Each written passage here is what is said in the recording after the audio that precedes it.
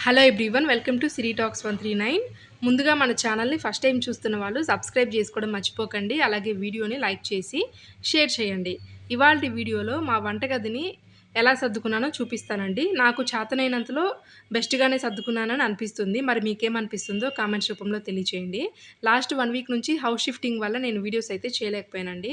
ఇక కిచెన్‌లోకి ఎంటర్ అవ్వంగాల్నే దేవుడి షెల్ఫ్ అయితే ఉంటుందండి. అలాగే ఇప్పుడే పూజ చేశాననమాట. ఇక దేవుడికి కావాల్సినటువంటి పసుపు, కుంకుమ, కర్పూరం ఇట్లాంటివన్నీ కూడా స్టోర్ చేసుకోవడానికి కింద ఒక షెల్ఫ్ అయితే ఇచ్చారండి. స్టోరేజ్ ర్యాక్ లాగా. అలాగే ఇంకా నువ్వుల నూనె, అలాగే పూజ చేసేటప్పుడు దేవుడికి పీట మీదే చేయాలంటారు కాబట్టి ఆ 2 కూడా నేనెప్పుడూ పూజా మందిరం పక్కనే పెట్టుకుంటానండి. ఇంకా కొన్ని చిన్న చిన్న దేవుడికి సంబంధించిన ఫోటోస్ అయితే ఉన్నాయి. అవన్నీ కూడా లోపల పెట్టడానికి కుదరలేదు అని చెప్పేసి పైనయితే పెట్టుకున్నానండి. పైన గ్లాస్ తోటి ఒక చిన్న షెల్ఫ్ లాగా ఇచ్చారనమాట ఎల్ షేప్‌లో. ఇక్కడ చూడొచ్చు మీరు. అలాగే ఇంక మా పూజా మందిరం పక్కనే డైలీ వాటర్ తాగే బిందె గూడా ఉంటుందండి.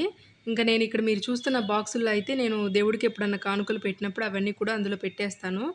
ఇంకా ప్యూరిఫైయర్ అయితే రీసెంట్‌గానే బిగిచ్చామండి. ఇంకా డైలీ బబుల్ తీసుకొని రావడం ఇదంతా ప్రాబ్లమ్ అవుతుంది అని చెప్పేసి ప్యూరిఫైయర్ బిగిచ్చాము. ఆక్వావెల్ట్ బ్రాండ్. మాకైతే 12,500 పడిందండి. ఈ గుడ్డలేంటని అనుకోకండి. ఇవి మసిగుడ్డలు. ఇప్పుడే శుభ్రంగా క్లీన్ చేసి వాటిపైన ఆరేశాను. ఇంకా కిచెన్‌లో సింక్ పక్కనే నేను హ్యాండ్ వాష్ జెల్ గూడా పెట్టుకుంటానండి. బౌల్స్ అన్నీ కూడా ఇప్పుడే నీట్‌గా కడిగేశాను. ఇంకా పనికిరాని బాక్సులు అవన్నీ కూడా నేను పైన స్టోర్ చేసేసానండి.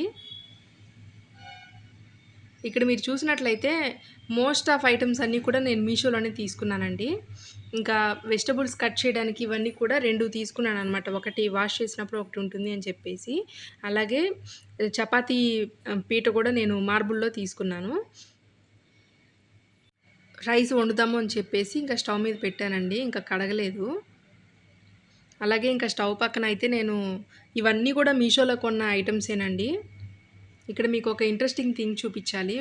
గ్లాస్ బాటిల్ ఒకటి కనపడుతుంది కదండీ! Oil bottle. అదొచ్చేసి యాక్చువల్‌గా అది వాటర్ బాటిల్. నేను 1 ఇయర్ బ్యాక్ తిరుపతి వెళ్ళినప్పుడు తీసుకున్నాను. అక్కడంతా కూడా ప్లాస్టిక్ నిషేధం గదా! సో, ఇంకా గ్లాస్ బాటిలే కొనాల్సుంటుంది.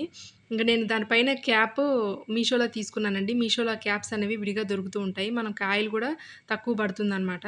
అలాగే ఈ పింగాణీ ఆహ్, బౌల్స్ అన్నీ కూడా అవన్నీ కూడా నేను మీషోలోనే తీసుకున్నానండి. డైలీ యూజ్ చేసే పసుపు, కారం, ఒడ్డు కారం ఇవన్నీ కూడా అందులో స్టోర్ చేస్తాను. అలాగే ఈ చిన్న చిన్న బాటిల్స్ అన్నీ కూడా మీషోలోనే తీసుకున్నాను. అంటే మనకి సోడా ఉప్పు, జీలకర్ర ఇట్లాంటివన్నీ వేసుకోవడానికి బావుంటుందని.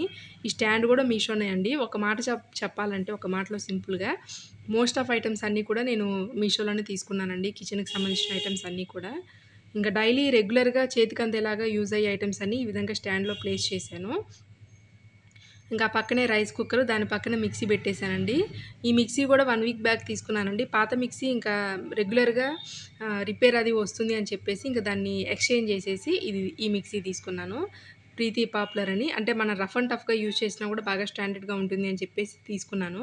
ఇందులో జ్యూసర్ అయితే రాలేదండి. ఈ జార్ వచ్చేసి నేను మళ్ళీ సెపరేట్‌గా తీసుకున్నాను. అదొచ్చేసి నాకు 350 రూపీస్ పడింది. అలాగే అగారో ఓవెన్ అనమాట. ఇంక మా ఇంట్లో మా హస్బెండ్, నేను మేమిద్దరమే ఉంటాం గాబట్టి సో, ఇంకా మాకు చిన్నదైతే యూజ్ అవుతుందిలే, పెద్దది అనవసరం అని చెప్పేసి తీసుకున్నానండి. ఇదైతే 2 ఇయర్స్ అవుతుంది తీసుకొని. బట్ కేక్ గానీ, పిజ్జా గానీ చాలా టేస్టీగా వస్తాయనమాట. వెజ్ శాండ్‌విచ్ గూడా చాలా టేస్టీగా చేసుకోవచ్చండి. ఈరోజు మార్నింగ్ అయితే నేను రసం చేశానండి. టమాటా రసము, అలాగే ఆనియన్ ఎగ్ కర్రీ అనమాట. ఇంకా ఆనియన్ స్టాండు ఒక స్టాండ్‌లో ఆనియన్స్, అలాగే కింద డైలీ యూజ్ చేసే పొటాటోసు, వెల్లుల్లి, ఇంకేమన్నా ఫ్రూట్స్ ఉంటే ఇట్లా ఈ బాస్కెట్‌లో పెట్టేస్తానండి. ఇంకా పై షెల్ఫ్‌లో అంతా కూడా మా ఇడ్లీ కుక్కరు, అలాగే వాటి పక్కన ఇంకా పిండ్లు అవన్నీ వేసుకోవడానికి యూజ్ చేసే డబ్బాలన్నీ పెట్టానండి. ఇంక మేమిద్దరమే గాబట్టి మాకు తక్కువ క్వాంటిటీలోనే పడుతుంది. ఇడ్లీ పిండి, దోస పిండి, గారెపిండి. సో, ఇంకా అవన్నీ రెగ్యులర్‌గా యూజ్ చేస్తామని అలా పెట్టేశాను. ఆ తర్వాత యూజ్ చేయని పప్పు డబ్బాలన్నీ కూడా ఒక దాంట్లో ఒకటి పెట్టేసి ఆ పైన ప్లేస్ చేశానండి. ఎక్కువ మంది గెస్ట్‌లొచ్చినప్పుడు ఆ ఐటెమ్స్ యూజ్ చేస్తాననమాట. అక్కడున్నటువంటి బాండ్లీ కానీ, అలాగే హండీ కానీ, ఇంకా స్నాక్స్ అన్నీ కూడా పైన పెట్టేస్తానండి ఒక దాంట్లో పెట్టేసి. మసాలా దినుసులు గూడా చిన్న చిన్న జార్స్‌లో పెట్టేసి పైన పెట్టేశాను. ఇంకా కింద షెల్ఫ్‌లో అన్నీ కూడా డైలీ యూజ్ చేసే వంటగది ఐటెమ్స్ అండి. అంటే పప్పులు, ఉప్పులు, జీడిపప్పులు, చిప్సు ఇట్లాంటివన్నీ అనమాట. ఈ విధంగా ప్లాస్టిక్ బాటిల్సే తీసుకున్నాను. ఎందుకంటే దేంట్లో ఏ ఐటెమ్ ఉందో మనకి ఈజీగా కనపడుతుంది అని చెప్పేసి. ఇవన్నీ కూడా నేను మీషోలోనే తీసుకున్నానండి సైజెస్ వైస్‌గా. మొత్తం 3 రకాల సైజులనమాట. వాటన్నిటిలో అయితే మనకి ఎందులో ఏదుందనేది క్లియర్‌గా అర్థమవుతుందని చెప్పేసి అలా తీసుకున్నాను. బట్ ఇప్పుడు ఇంకా అన్నీ కూడా గ్లాస్‌లోకి చేంజ్ చేయాలి అని చెప్పేసి ఆలోచిస్తున్నానండి. మళ్ళీ ప్లాస్టిక్ కూడా వాడకూడదు అంటున్నారు కాబట్టి. ఇంకా కిందయితే డైలీ యూజ్ చేసే బాండ్లీసు అలాగే భోజనం ప్లేట్స్ ఇవన్నీ పెట్టేశాను. ఈ పై షెల్ఫ్‌లో అంతా కూడా ఇంకా కట్లరీ ఐటెమ్సు, స్పూన్సు ఇవన్నీ పెట్టేశాను. ఆఫ్‌కోర్స్ అందరి ఇళ్లలో ఉండేవే అనుకోండి. బట్ నేనైతే ఇంక ఇలా సర్దేశాను. ఆ కిందంతా కూడా డైలీ యూజ్ చేసే కప్స్. ఇవన్నీ కూడా జస్ట్ వన్ డేలో సర్దేశామండి. ఈ కింద షెల్ఫ్‌లో అంతా కూడా ఇంకా ఎక్స్‌ట్రా గ్రాసరీ ఐటెమ్స్ అనమాట. ఇంకా లైక్ స్నాక్స్ కావచ్చు, లేకపోతే ఆయిల్ ప్యాకెట్స్ గానీ, అట్లా ఇవన్నీ కూడా అనమాట.